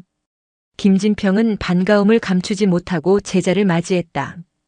이강철은 과일 바구니를 내려놓고 서재를 둘러보았다. 처음 왔던 날과 변함없는 모습이었다. 그리고 그의 시선은 서가 한가운데 마치 전시품처럼 꽂혀있는 낡은 철학서에 머물렀다. 긁힌 자국이 선명한 그 책을 보자 그날의 기억이 떠오르며 다시금 가슴이 뜨거워졌다. 교수님, 오늘은 제가 교수님께 정식으로 보고드릴 일이 있어 찾아왔습니다. 이강철은 자세를 바로 하고 진지한 표정으로 말했다. 지난번 그 일에 대한 최종 징계 결과가 나왔습니다. 황 중사는 불명예 전역 조치되었고 나머지 관련자들도 모두 엄중한 징계를 받았습니다. 그리고 저희 부대는 국방부에서 실시한 부대 평가에서 최우수 인권 모범 부대로 선정되었습니다. 그는 마치 스승에게 검사를 받는 학생처럼 긴장된 표정으로 말을 이었다. 물론 아직 갈 길이 멉니다. 하지만 교수님과의 약속을 지키기 위해 그리고 진정으로 병사들을 위한 부대를 만들기 위해 앞으로도 최선을 다할 생각입니다. 김진평은 흐뭇한 미소로 고개를 끄덕였다. 고생 많았네. 정말 장하구나. 그는 잠시 서랍을 뒤적이더니 오래전에 넣어두었던 두툼한 봉투를 꺼내 이강철에게 건넸다. 그리고 이것은 자네에게 돌려주어야겠네. 자네의 따뜻한 마음만으로도 나는 충분히 받았어. 이강철은 손사래를 치며 받기를 거부했지만 김진평의 고집은 확고했다. 결국 이강철은 멋쩍게 웃으며 봉투를 다시 받아들 수밖에 없었다. 그날 저녁 두 사람은 김진평의 작은 집에서 조촐한 저녁 식사를 함께했다. 이강철은 마치 아들처럼 부엌일을 돕고 어색한 솜씨로 설거지까지 했다. 식사를 마친 후 그들은 서재에 마주 앉아 깊은 밤이 될 때까지 이야기를 나누었다. 군대 이야기, 세상 돌아가는 이야기, 그리고 사람 사는 이야기까지. 세대와 살아온 환경은 달랐지만 그들의 대화는 조금도 막힘이 없었다. 이강철은 돌아가는 길 김진평에게 작은 상자 하나를 내밀었다. 교수님, 변변찮지만 받아주십시오.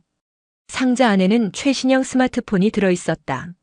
앞으로는 편하게 저와 영상 통화도 하시고 궁금한 것이 있으시면 인터넷으로 찾아보시기도 하십시오. 사용법은 제가 종이에 자세히 적어두었습니다. 김진평은 처음에는 이런 비싼 물건을 받을 수 없다며 사양했지만 언제 어디서든 스승의 얼굴을 뵙고 싶다는 제자의 간곡한 청에 결국 미소를 지으며 받아들었다. 그날 이후 김진평의 조용한 일상에는 새로운 활력이 생겼다. 그는 서툰 솜씨로 스마트폰 사용법을 익혔고 이내 능숙하게 인터넷 검색을 하고 뉴스를 보게 되었다. 무엇보다 좋았던 것은 일주일에 한 번씩 제자와 영상 통화를 하는 것이었다. 화면 너머로 보이는 제자의 건강한 얼굴을 확인하고 그의 목소리를 듣는 것은 늙은 스승에게 큰 기쁨이자 위안이 되었다. 시간은 다시 흘러 차가운 바람이 불어오는 겨울이 찾아왔다. 그해 겨울은 유난히 추웠다. 김진평은 기력이 예전 같지 않음을 느끼며 외출을 삼가고 대부분의 시간을 집안에서 보냈다. 그러던 어느 날 그는 국방부에서 온 한 통의 편지를 받았다. 국군의 날을 기념하여 열리는 특별 행사에 귀빈으로 초청한다는 내용이었다. 그리고 그 초청은 맹호부대 사단장 이강철 소장의 강력한 추천으로 이루어졌다는 설명이 덧붙여져 있었다. 김진평은 잠시 망설였다. 많은 사람이 모이는 시끄러운 행사는 그의 성미에 맞지 않았다. 하지만 제자가 자신을 위해 애썼을 것을 생각하니 마냥 거절할 수만은 없었다. 그는 결국 초대에 응하기로 마음먹었다.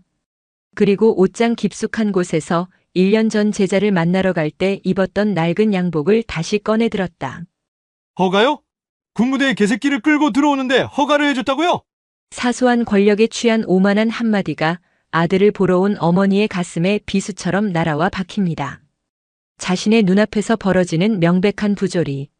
한 어머니의 자존심이 그리고 멀리서 이를 지켜봐야 할 아들의 남은 군 생활이 송두리째 짓밟히는 순간. 그리고 그 모든 것을 당연하게 여기는 조직의 거대한 침묵. 바로 그 순간 그녀는 결심합니다. 그저 힘없는 아들 엄마가 아닌 이 거대한 성벽의 가장 약한 균열을 파고들어 성 전체를 무너뜨리는 거대한 파도가 되기로. 한낱 위병소 병사의 하찮은 갑질이 어떻게 철옹성 같던 군수사령부의 가장 깊숙한 곳에 숨겨진 추악한 비리의 사슬을 끊어내는 거대한 정의의 칼날이 되었을까요? 여러분, 오늘도 편안한 시간 보내고 계신가요? 여러분의 일상을 댓글로 공유해 주시면서 시청 후 잊지 마시고 구독과 좋아요 한 번씩 꼭 눌러주시면 감사하겠습니다. 차가운 인조 가죽 시트가 등줄기를 타고 서늘한 감각을 전해왔지만 윤서진의 손바닥은 운전대를 쥔 채 축축하게 젖어들고 있었다. 에어컨 송풍구에서는 기계적인 냉기가 뿜어져 나왔으나 한여름의 태양은 집요하게 차창을 뚫고 그녀의 뺨을 달구었다. 몇 시간째 이어진 고속도로의 단조로운 풍경이 끝나고 낯선 위성도시의 이정표들이 시야에 들어오기 시작했다. 제7군수지원사령부. 지도 애플리케이션에 찍힌 목적지가 가리키는 이름이었다. 아들 박진우가 이등병 계급장을 달고 자대 배치를 받은 곳. 그녀의 하나뿐인 아들이 국가의 부름을 받고 의무를 다하고 있는 장소였다. 조수석에 놓인 이동장 안에서 작고 하얀 생명체가 낑낑거리는 소리를 냈다. 그녀는 잠시 시선을 돌려 이동장 안을 들여다보았다. 작고 검은 눈망울 2개가 불안한 듯 그녀를 올려다보고 있었다. 괜찮아, 하늘아. 거의 다 왔어. 곧 오빠 볼 수 있을 거야. 그녀의 나직한 목소리에 말티즈 하늘이가 작게 꼬리를 흔들었다. 10년 넘게 가족의 일원으로 함께해 온 하늘이는 단순한 애완견이 아니었다. 특히 진우에게는 더욱 그랬다. 입대 전 익숙지 않은 환경에 대한 막연한 불안감으로 잠 못 이루던 아들의 곁을 지켜준 것은 이 작은 생명체였다. 진우는 하늘이를 끌어안고서야 겨우 편안한 잠에 들 수 있었다. 그래서 오늘 면회는 하늘이와 함께하는 것이 무엇보다 중요했다. 물론 군부대에 애완견을 동반하는 것이 얼마나 이례적이고 민감한 사안인지 그녀는 누구보다 잘 알고 있었다. 그녀는 한 달 전부터 절차를 밟았다. 진우의 소속 부대인 제7군수지원사령부 예하 제73보급대대 행정반에 수십 번을 전화했다. 처음에는 당연히 불가하다는 답변이 돌아왔다. 군사보안시설이며 동물로 인한 위생 문제나 알레르기가 있는 장병이 있을 수 있다는 원론적인 이유였다. 그녀는 포기하지 않았다. 아들의 심리적 안정에 하늘이가 꼭 필요하다는 내용의 정신건강의학과 전문의 소견서를 준비했다. 하늘이가 받은 모든 예방접종 기록과 건강검진 결과서를 첨부했다. 그리고 면회는 지정된 야외 면회 장소에서만 진행할 것이며 이동은 반드시 전용 이동장을 사용하고 배변 처리 등 모든 위생 관리를 완벽하게 책임지겠다는 내용의 서약서까지 작성해서 보냈다. 그녀의 집요하고 철저한 준비의 담당자였던 행정보급관 원사는 결국 두 손을 들었다. 그는 대대장인 소령의 결재를 받아야 한다며 난색을 표했지만 며칠 후 어렵사리 허가가 떨어졌다는 연락을 해왔다. 대대장 특별허가 사항이니 위병소 통과 시 문제가 없도록 조치해두겠다는 말과 함께였다. 그렇게 얻어낸 허가였다. 내비게이션이 목적지 부근에 도착했음을 알렸다. 곧이어 시야 저편으로 높고 육중한 철문과 그 위로 날카롭게 빛나는 철조망이 모습을 드러냈다. 위병소였다. 필승이라는 두 글자가 새겨진 구조물 아래 소총을 어깨에 맨 2명의 병사가 무표정한 얼굴로 서 있었다. 윤서진은 천천히 차를 위병소 앞에 세웠다. 심장이 이유 없이 조금 빠르게 뛰었다. 차량이 멈춰 서자 위병소 근무자 중 한 명이 다가왔다. 앳된 얼굴의 일병이었다. 그는 절차에 따라 운전석 창문을 두드렸다. 윤서진이 창문을 내리자 그는 경직된 목소리로 용무를 물었다. 필승, 무엇 때문에 오셨습니까? 아들 면회 왔습니다. 제73보급대대 박진우 이병 면회입니다. 그녀의 말에 일병은 고개를 끄덕이며 방문자 기록부를 내밀었다. 그녀가 인적사항을 기재하는 동안 위병소 안쪽 그늘에 앉아있던 다른 병사가 어슬렁거리며 다가왔다. 낡고 구겨진 전투복, 흐트러진 자세, 무엇보다 그의 눈빛에는 권태와 오만함이 뒤섞여 있었다. 병장 계급장이 그의 신분을 말해주고 있었다. 그의 이름은 황철민이었다. 황 병장은 다가오더니 곁눈질로 조수석에 놓인 이동장을 훑어보았다. 그의 미간이 노골적으로 찌푸려졌다. 아줌마, 저게 뭡니까? 명백히 반말이었다. 초면의 민간인에게, 그것도 아들의 면회를 온 어머니에게 던지는 말투라고는 믿을 수 없었다. 윤서진은 잠시 황당했지만 이내 평정을 되찾고 대답했다. 애완견입니다. 부대의 사전 허가를 받고 동반했습니다. 허가요? 군부대에 개새끼를 끌고 들어오는데 허가를 해줬다고요? 개새끼라는 단어가 예리한 비수처럼 날아와 그녀의 가슴에 박혔다. 모욕감에 얼굴이 화끈 달아올랐다. 곁에 서 있던 김동수 일병의 얼굴도 당황한 기색이 역력했다. 하지만 황 병장은 아랑곳하지 않고 껄껄 웃기까지 했다. 아줌마, 여기가 어딘 줄 알고 그런 거짓말을 합니까? 군대가 무슨 애견 카페인 줄 아십니까? 거짓말이 아닙니다. 제73보급대대 행정보급관님과 통화했고 대대장님 결재까지 받은 사항입니다. 확인해 보시면 됩니다. 윤서진은 최대한 감정을 억누르며 차분하게 말했다. 하지만 황 병장은 들을 생각조차 없다는 듯 손을 내저었다. 확인은 무슨 확인? 딱 보니까 강 나오네. 어디서 아들 백 믿고 유세 좀 부려보시겠다? 안 됩니다. 규정상 절대 안 돼요. 당장 그 개새끼 치우고 면회 끝나면 데리고 가시든지 하세요. 그의 막무가내식 태도에 윤서진의 인내심도 바닥을 드러내기 시작했다. 그녀의 목소리에 차가운 냉기가 실렸다. 이봐요, 황 병장. 지금 민간인에게 협박하는 겁니까? 그리고 귀관의 언행은 명백히 복무규율 위반입니다. 상급자에게 정식으로 문제를 제기하기 전에 지금이라도 규정대로 절차를 확인하는 게 좋을 겁니다. 자신의 계급을 정확히 부르며 정면으로 맞받아치자 황 병장의 눈빛이 순간적으로 험악해졌다. 군 생활 내내 민간인에게, 특히 나이든 여성에게 이런 식으로 도전을 받아본 적이 없었다. 그는 코웃음을 치며 그녀를 위아래로 훑어보았다. 평범한 옷차림의 중년 여성. 그에게는 만만하기 짝이 없는 상대로 보일 뿐이었다. 하, 아줌마가 군대에 대해 뭘 좀 아시나 본데 그래서 어쩔 겁니까? 내가 안 된다면 안 되는 겁니다. 여긴 내가 책임지는 구역이니까. 괜히 힘 빼지 말고 얌전히 돌아가시든가 아니면 걔는 밖에 묶어두고 아줌마만 들어가든가 알아서 하쇼. 그는 뒤돌아서며 김일병에게 턱짓했다. 김일병 뭐해? 저 차 안 들여보내. 문 닫아. 김일병은 어쩔 줄 몰라 하며 윤서진과 황 병장을 번갈아 쳐다봤다. 명백히 선임의 부당한 지시였지만 거역할 용기는 없었다. 그가 머뭇거리며 차단기를 내리려 할 때 윤서진의 입이 열렸다. 잠깐. 그녀의 목소리는 낮았지만 위병소 주변의 공기를 얼어붙게 할 만큼의 무게가 실려 있었다. 황 병장이 귀찮다는 듯 고개를 돌렸다. 윤서진은 더 이상 이들과 실랑이를 벌일 필요가 없음을 깨달았다. 말이 통하지 않는 상대에게는 말이 아닌 힘을 보여주는 수밖에 없었다. 그녀는 핸드백을 열어 휴대폰을 꺼내 들었다. 그리고는 익숙하게 번호 하나를 눌렀다. 신호음이 2번 울리기도 전에 상대방이 전화를 받았다. 그녀는 황병장과 김일병이 똑똑히 들으라는 듯 조금 큰 목소리로 말했다.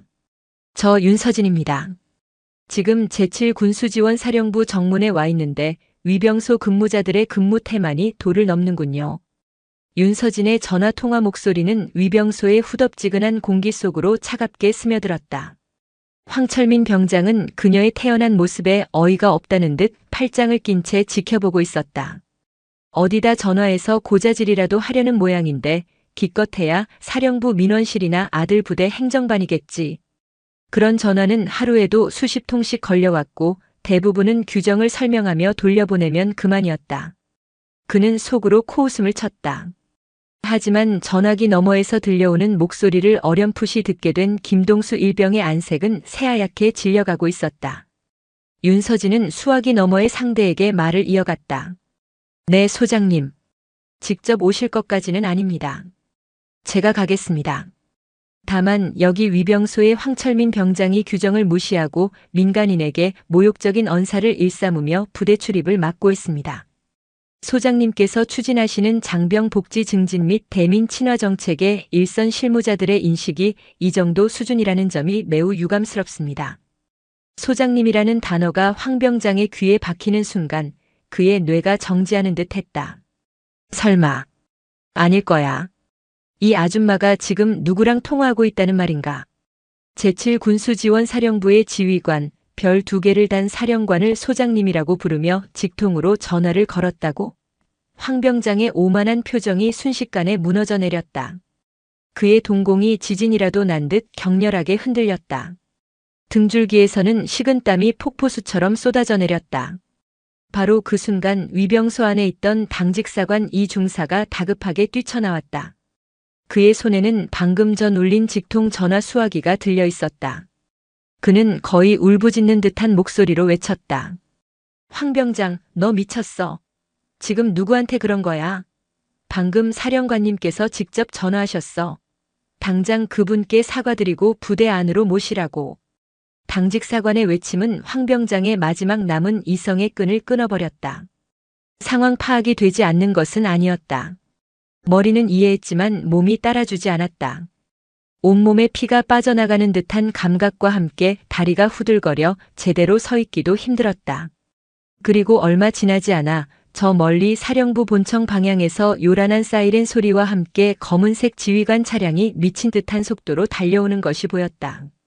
사령관을 상징하는 별 2개가 그려진 성판이 선명했다. 차는 급정거하며 위병소 앞에 멈춰 섰고 뒷문이 열리며 이현수 소장이 성난 표정으로 내렸다. 그의 뒤를 따라 참모장인 준장과 헌병대장인 중령이 허겁지겁 차에서 내렸다. 사령부의 최고 지휘부가 위병소로 총출동한 초유의 사태였다. 이현수 소장의 시선은 곧장 윤서진에게로 향했다. 그리고 그는 조금의 망설임도 없이 그녀를 향해 허리를 숙이며 말했다. 윤 박사님, 이런 누추한 곳까지 오시게 해서 죄송합니다. 저희 부하들이 큰 결례를 범했습니다. 제가 대신 사과드립니다. 박사님. 그 호칭에 위병소의 모든 이들이 숨을 삼켰다. 이현수 소장은 고개를 돌려 얼음처럼 굳어버린 황 병장과 김일병 그리고 당직사관을 향해 불호령을 내렸다. 그의 목소리는 분노로 떨리고 있었다. 지금 이게 무슨 짓들인가? 귀관들은 군인의 명예를 더럽히고 사령부의 얼굴에 똥칠을 했어. 저분이 누구신지 알고 저런 망발을 짓거린 건가? 그는 다시 윤서진을 향해 고개를 숙였다. 박사님, 정말 죄송합니다. 안으로 드시죠. 제가 직접 안내하겠습니다. 윤서진은 아무 말 없이 고개를 끄덕였다. 그녀가 차를 몰아 위병소를 통과하는 순간 황 병장은 그 자리에 주저앉고 말았다. 그의 군 생활은, 아니 어쩌면 그의 인생은 방금 끝장나 버렸다. 제7군수지원사령관 이현수 소장이 직접 운전하는 지휘관 차량의 조수석에 앉아 윤서진은 말없이 창밖을 응시했다. 하늘이를 담은 이동장은 뒷좌석에 고이 놓여 있었다. 조금 전 위병소에서의 소란이 거짓말처럼 부대 안은 평온하고 질서정연했다. 잘 닦인 도로와 반듯하게 정돈된 건물들, 구호를 외치며 연병장을 가로지르는 장병들의 모습은 군대라는 조직의 위용을 보여주는 듯했다. 하지만 그녀의 눈에는 그 모든 것이 위선처럼 보였다. 가장 말단인 위병소의 문턱에서부터 썩은 냄새가 진동하는데 이 거대한 조직의 속은 과연 안녕한 것일까? 침묵을 깬 것은 이현수 소장이었다. 그는 운전대를 잡은 채 몇 번이나 룸미러로 그녀의 눈치를 살피다 마침내 힘겹게 입을 열었다. 다시 한번 사과드립니다, 박사님. 제가 지휘관으로서 부하들 교육을 제대로 시키지 못한 탓입니다. 너그러이 용서해 주십시오. 그의 목소리에는 진심 어린 사죄와 함께 이 사태가 더 이상 커지지 않기를 바라는 간절함이 묻어 있었다. 윤서진은 천천히 고개를 돌려 그를 바라보았다. 그녀의 눈빛은 차가웠지만 분노보다는 깊은 실망감을 담고 있었다. 소장님, 저는 개인적인 사과를 받으러 온 것이 아닙니다. 물론 일개 병사에게 개새끼라는 소리를 들으며 모욕을 당한 것은 불쾌하기 짝이 없는 경험이었습니다. 하지만 더 큰 문제는 귀부대의 규정과 절차가 일선에서는 전혀 지켜지지 않고 있다는 사실입니다. 그녀는 말을 이었다. 저는 한 달 전부터 정식 절차를 통해 오늘 면회 허가를 받았습니다. 대대장 결재까지 득한 사안입니다. 그런데 위병소 근무자는 확인조차 해보려 하지 않았습니다. 그저 자신의 기분과 편견에 따라 규정을 자의적으로 해석하고 민간인을 겁박했습니다. 만약 제가 소장님께 직접 연락할 수 있는 위치에 있지 않았다면 저는 오늘 제 아들을 만나지 못하고 그대로 돌아가야 했을 겁니다. 그녀의 지적은 날카롭게 이현수 소장의 가슴을 파고들었다. 그는 변명할 말을 찾지 못했다. 면목이 없습니다. 이것은 단순히 한 병사의 일탈이 아닐 겁니다. 조직 전체에 퍼진 기강 해이와 무사한 일주의의 단적인 증거입니다. 소장님께서 최근 열린 병영, 소통하는 군대를 기치로 내걸고 다양한 정책을 추진하고 계신 것으로 압니다. 하지만 구호만 요란할 뿐 현장에서는 아무것도 변하지 않았다는 것을 오늘 제가 직접 확인했습니다. 윤서진. 그녀는 대한민국 최고의 동물 행동 심리학자이자 수의학 박사였다. 그녀의 명성은 국내를 넘어 세계적인 수준이었고 특히 군견의 선발, 훈련, 그리고 심리치료에 관한 한 독보적인 권위자였다. 현재 국방부와 육군본부가 사활을 걸고 추진 중인 군견 능력 현대화 프로젝트의 총괄 자문위원이 바로 그녀였다.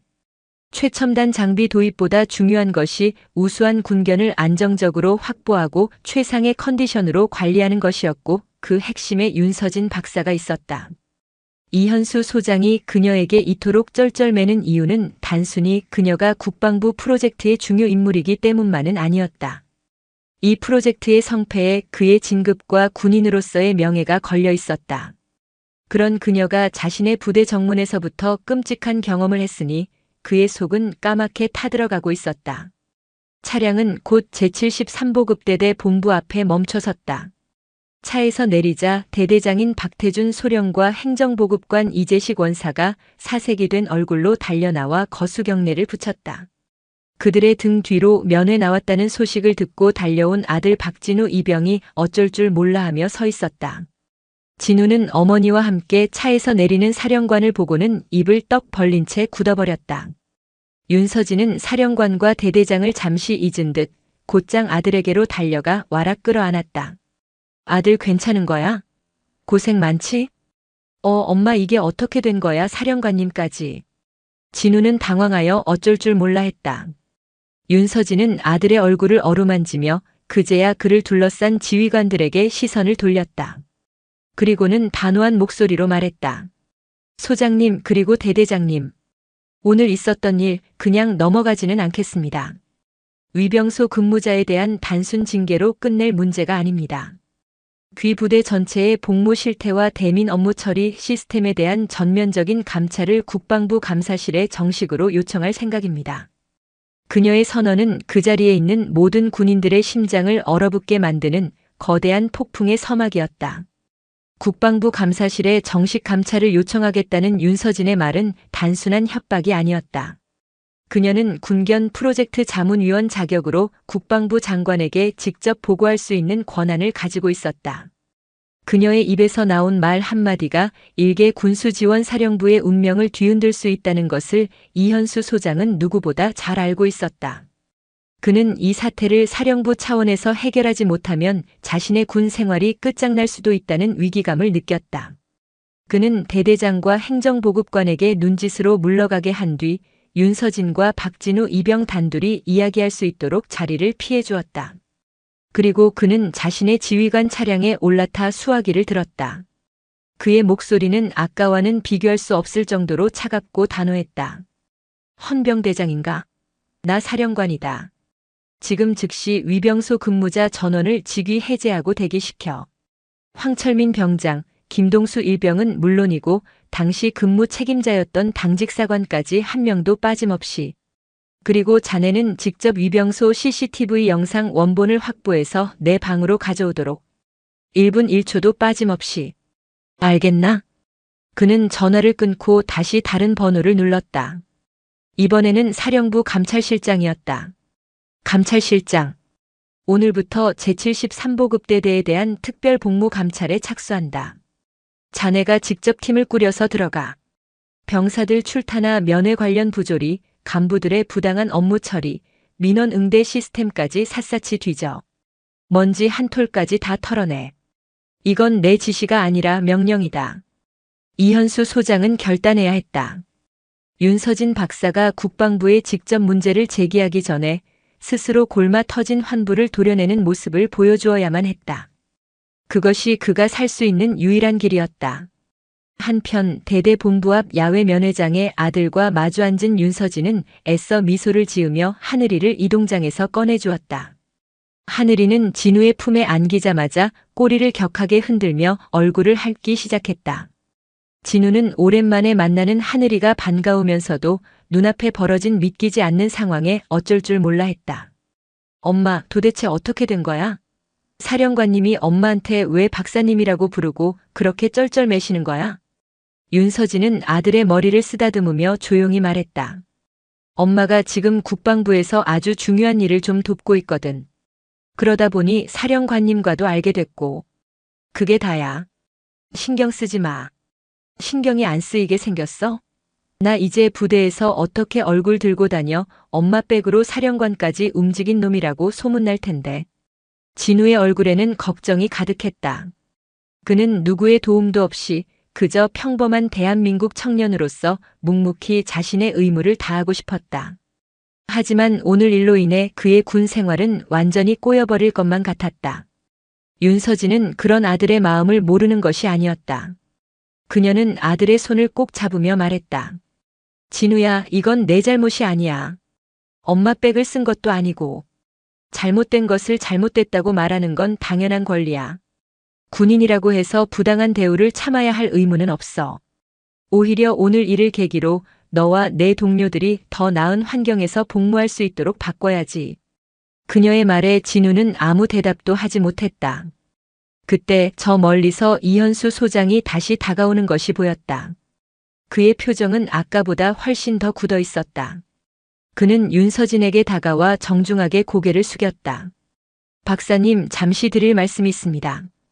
방금 헌병대장에게서 1차 보고를 받았는데 아무래도 일이 생각보다 더 복잡한 것 같습니다. 복잡하다니요? 무슨 말입니까? 이현수 소장은 잠시 망설이다가 박진우 이병을 힐끗 쳐다보며 말했다. 오늘 위병소에서 문제를 일으킨 황철민 병장이 저희 사령부 군수참모인 황인준 대령의 조카인 것으로 확인됐습니다. 순간 윤서진의 눈빛이 날카롭게 빛났다. 군수참모 대령의 조카. 단순한 병사의 일탈이 아니라 부대 내 권력 구조와 관련이 있을 수 있다는 불길한 예감이 그녀의 뇌리를 스치고 지나갔다. 사령관 이현수 소장의 입에서 나온 군수참모 황인준 대령의 조카라는 말은 단순한 정보를 넘어 사건의 본질을 뒤흔드는 거대한 암초와 같았다. 군수참모는 사령부 내에서도 손꼽히는 요직이었다. 부대의 모든 물자와 보급, 예산을 관장하는 자리. 그 위치에 있는 대령의 조카가 위병소에서 그런 오만한 행동을 했다는 것은 그가 자신의 배경을 믿고 평소에도 부대 내에서 무소불위의 권력을 휘둘렀을 가능성을 시사했다. 윤서진은 직감했다. 이것은 우발적인 사건이 아닐 수도 있겠다는 것을, 어쩌면 자신을 향한 의도적인 모욕이었을지도 모른다는 생각까지 들었다. 황인준 대령 말입니까? 윤서진의 목소리는 차갑게 가라앉았다. 이현수 소장은 그녀의 표정 변화를 읽고는 긴장하며 고개를 끄덕였다. 네, 박사님. 저도 방금 보고를 받고 알았습니다. 그 황 대령이 제가 추진하고 있는 군견 현대화 프로젝트의 군수 분야 실무 책임자 아닙니까? 그녀의 질문에 이현수 소장의 얼굴이 더욱 굳어졌다. 그렇다. 황인준 대령은 바로 그 사람이었다. 윤서진이 자문위원으로서 가장 많이 부딪히고 의견 충돌을 빚었던 인물.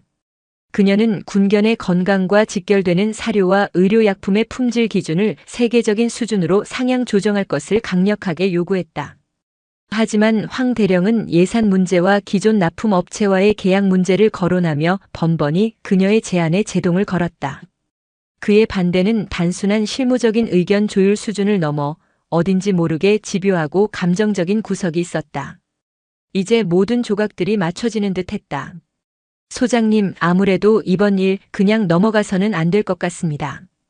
윤서진의 눈빛은 한 마리 암사자처럼 날카롭게 빛나고 있었다. 그녀는 아들 면회라는 개인적인 용무를 넘어 거대한 부패의 냄새를 맡고 있었다. 그 시각 사령관실에서는 헌병대장인 오진석 중령이 방금 확보한 위병소 CCTV 영상을 재생하고 있었다. 영상 속에서 황철민 병장은 윤서진을 향해 오만한 표정으로 삿대질을 하고 있었고 그의 입에서는 명백히 개새끼라는 단어가 나오고 있었다. 영상을 보던 이현수 소장의 얼굴은 분노로 시뻘겋게 달아올랐다. 그는 주먹으로 책상을 내리쳤다. 이게 군대인가, 동네 양아치 소굴인가. 당장 황철민 병장 구속 수사하도록 해. 상관 모욕, 근무지 이탈, 민간인 협박. 적용할 수 있는 모든 혐의를 다 적용시켜. 사령관님, 하지만 군수참모님과의 관계를 고려했을 때 오진석 중령이 조심스럽게 말끝을 흐렸다. 사령부 내에서 2인자로 불리는 군수참모를 적으로 돌리는 것은 엄청난 부담이었다. 하지만 이현수 소장의 결심은 단호했다. 그래서 덮자는 건가? 지금 이 영상이 윤서진 박사 손에 들어갔다고 생각해봐. 우리 사령부는 통째로 날아갈 수도 있어. 지금은 황인준 대령이 문제가 아니야. 우리 모두의 목숨이 달린 일이라고. 바로 그때 사령관실 문이 벌컥 열리며 문제의 황인준 대령이 굳은 얼굴로 들어왔다. 그는 들어오자마자 이현수 소장에게 따지듯 물었다. 사령관님, 지금 이게 어떻게 된 일입니까? 제 조카놈이 좀 실수를 한 모양인데 그렇다고 헌병대까지 동원해서 구속수사를 하라니요. 너무 과하신 처사 아닙니까? 그의 태도는 부하의 것이라고는 믿을 수 없을 정도로 당당하고 뻔뻔했다. 이현수 소장은 차가운 눈으로 그를 노려보며 말했다. 과한 처사? 황 대령, 자네는 지금 저 영상 보고도 그런 말이 나오는가? 저건 실수가 아니야. 명백한 범죄 행위라고. 피해를 입은 민간인에게는 제가 따로 찾아뵙고 정중히 사과드리겠습니다. 그러니 이번 일은 제 선에서 조용히 마무리할 수 있도록. 조용히? 황 대령, 당신 지금 제정신인가? 상대가 누군 줄 알고 그런 소리를 하는 거야. 국방부 장관님께서도 예의를 갖추시는 윤서진 박사님이셔.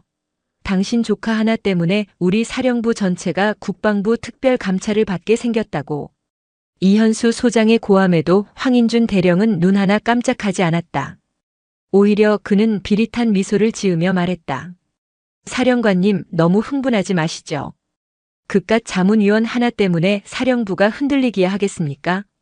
그리고 그 여자 요즘 우리 군수 분야 일에 너무 깊이 관여하면서 기존의 질서를 어지럽히고 있습니다. 이번 기회에 군대의 무서움을 좀 알려줄 필요도 있다고 봅니다만. 그의 말은 명백한 선전포고였다. 그는 이 모든 상황을 알고 있었거나 혹은 배후에서 조종했을지도 모른다. 이현수 소장은 깨달았다.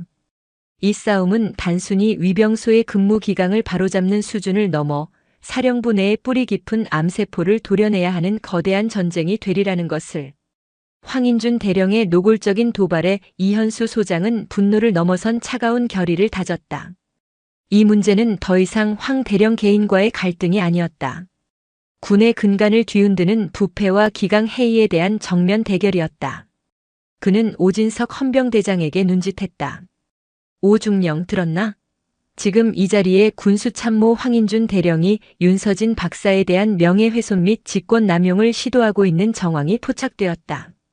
이 대화 내용 전부 기록하고 황 대령을 이번 사건의 중요 참고인으로 입건하여 정식 조사를 시작하도록.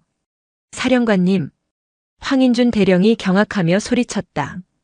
자신의 조카를 넘어 자신까지 수사선상에 올리리라고는 상상도 못한 일이었다. 그의 얼굴이 당황과 분노로 일그러졌다. 지금 저를 협박하시는 겁니까? 제가 군 생활 20년 넘게 하면서 쌓아온 인맥이 누군지 잊으셨습니까? 육군 본부에도 저와 막역한 선후배들이 그 인맥으로 지금까지 비리를 저지르고 안위를 지켜왔겠지. 이현수 소장이 그의 말을 차갑게 끊었다.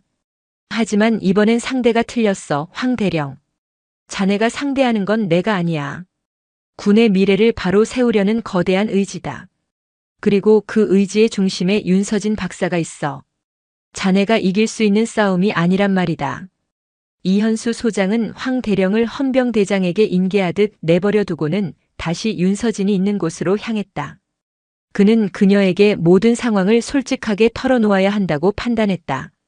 어설프게 정보를 통제하려다가는 더 큰 불신만 살 뿐이었다.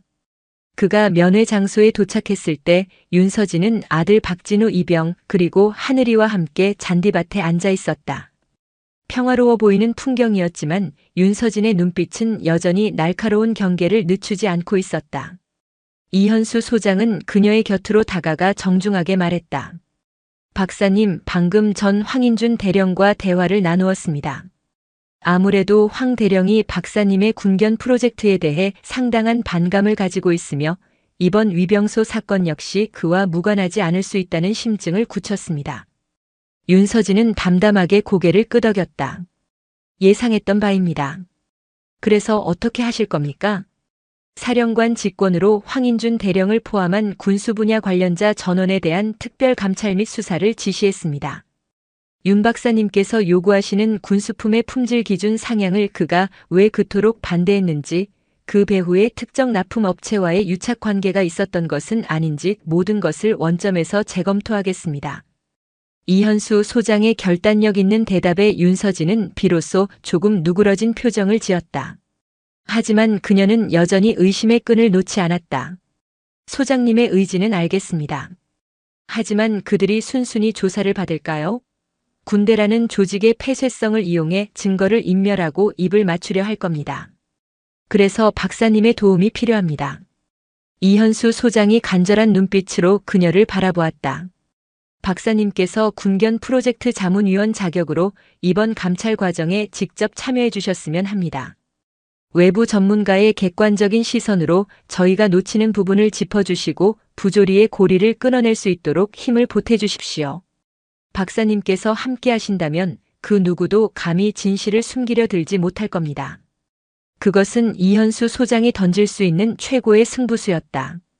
외부의 권위를 빌려 내부의 적을 치는 것. 윤서진은 잠시 생각에 잠겼다. 아들 면회를 왔다가 졸지에 군부대 비리 사건의 중심에 서게 된 이 상황이 기가 막혔지만 그녀는 외면할 수 없었다. 이것은 단순히 황 대령 개인의 비리가 아니었다. 자신이 목숨처럼 여기는 군견들의 건강과 생명, 나아가 국가 안보와도 직결된 문제였다. 그녀는 결심한 듯 자리에서 일어났다. 좋습니다, 소장님. 그 제안 받아들이겠습니다. 대신 조건이 있습니다. 제 아들 박진우 이병의 신변 안전을 확실하게 보장해 주십시오. 제가 이 일에 개입하는 순간 가장 비겁한 자들은 제 아들이나 가족을 걸고 넘어지려 할 테니까요. 그녀의 눈빛에는 아들을 지키려는 어머니의 강인한 의지가 번뜩이고 있었다. 이현수 소장은 그녀의 눈을 똑바로 바라보며 힘주어 대답했다. 제 군인으로서의 명예를 걸고 약속드립니다. 박진우 이병은 머리카락 하나 다치지 않도록 제가 직접 챙기겠습니다. 그렇게 두 사람의 위험한 동맹이 시작되었다. 한 사람은 자신의 명예와 자리를 걸었고 다른 한 사람은 아들과 자신의 신념을 걸었다. 그들의 목표는 단 하나, 제7군수지원사령부 깊숙이 박힌 부패의 뿌리를 뽑아내는 것이었다.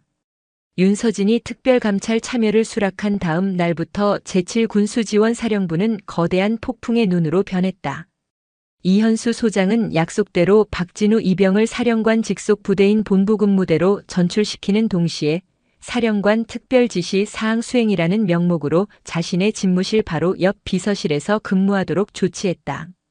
황인준 대령을 비롯한 부패 세력의 그 어떤 위협으로부터도 아들을 완벽하게 보호하겠다는 강력한 의지의 표현이었다.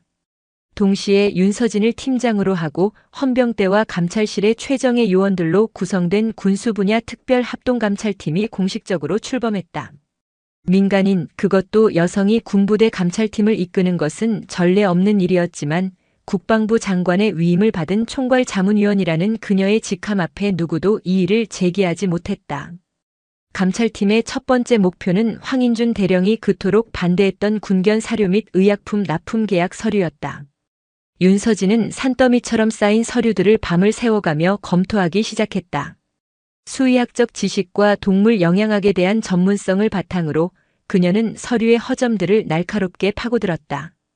그녀의 눈에 이상한 점이 포착된 것은 현재 군견들에게 공급되고 있는 종합영양제 납품 계약서였다. 대한메디텍이라는 생소한 이름의 업체가 수의사협회에서 인증한 우수 제품들보다 훨씬 높은 단가로 수의 계약을 맺고 있었다.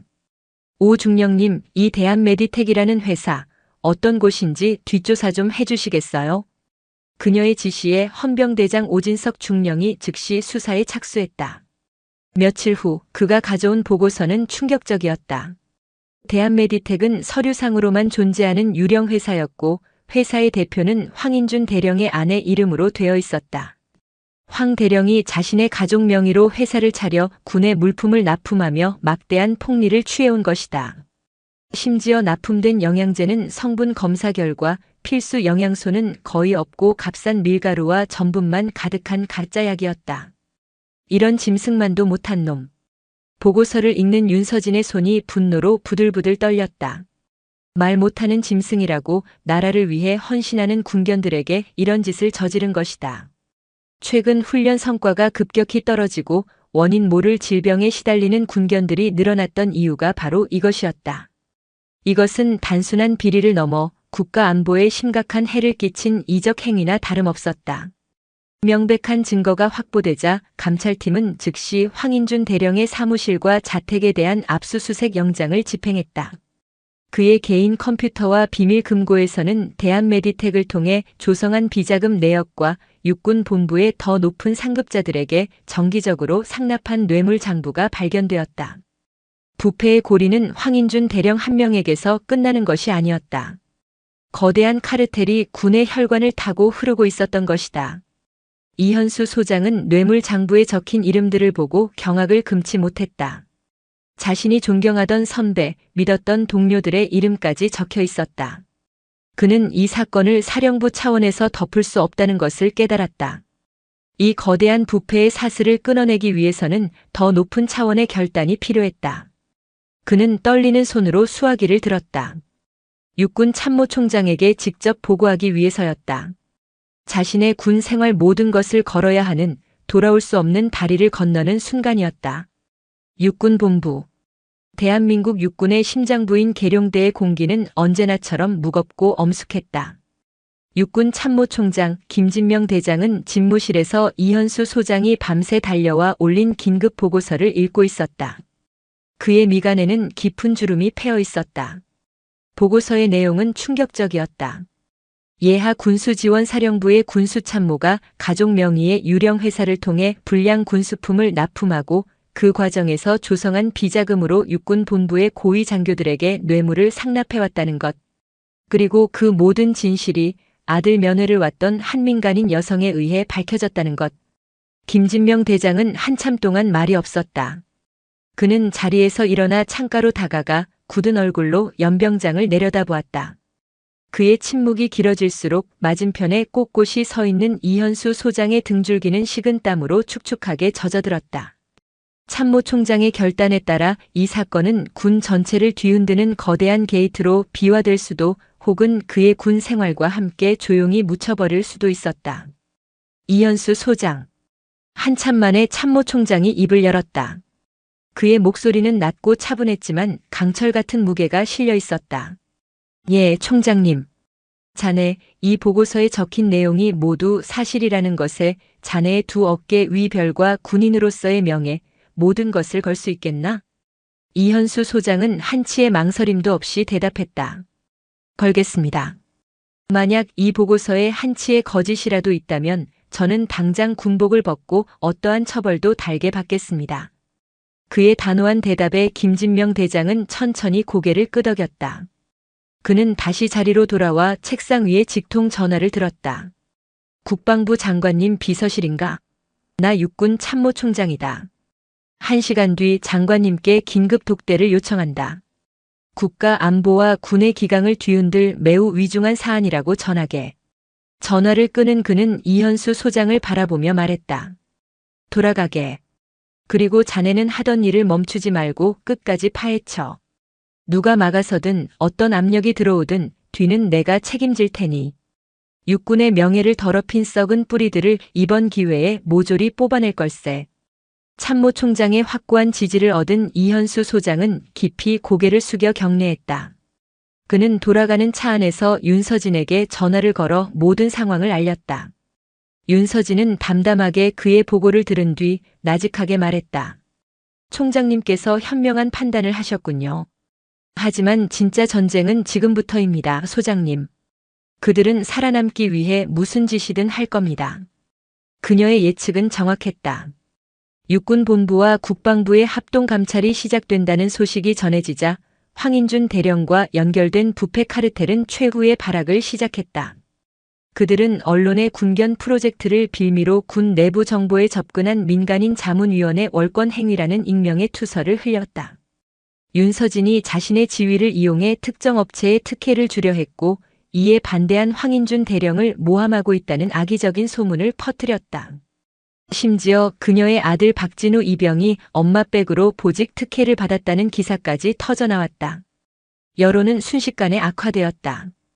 군의 폐쇄적인 비리를 지적하던 목소리는 잦아들고 힘없는 군인들을 괴롭히는 헬리콥터 맘이자 권력형 민간인으로 윤서진을 매도하는 분위기가 형성되었다. 이현수 소장은 곤경에 처했다. 하지만 윤서진은 흔들리지 않았다. 오히려 그녀는 이 모든 공격을 예상했다는 듯 차분하게 반격을 준비했다. 그녀는 자신이 총괄 자문위원으로 임명된 이후 작성했던 모든 보고서와 회의록, 그리고 황인준 대령과 주고받았던 모든 이메일과 공문을 증거 자료로 정리했다. 거기에는 그녀가 얼마나 공정하고 투명하게 프로젝트를 진행하려 했는지, 그리고 황 대령이 얼마나 집요하게 그것을 방해했는지가 명백하게 기록되어 있었다. 그리고 결정적으로 그녀는 자신이 직접 촬영하고 기록해 온 불량 군수품으로 인해 고통받는 군견들의 참혹한 실태를 담은 영상을 공개하기로 결심했다. 털이 빠지고 피부병에 시달리며 뼈만 앙상하게 남아 비틀거리는 군견들의 모습. 그것은 그 어떤 반박보다 강력한 진실의 증거였다. 윤서진이 공개한 영상은 사회에 엄청난 파장을 일으켰다.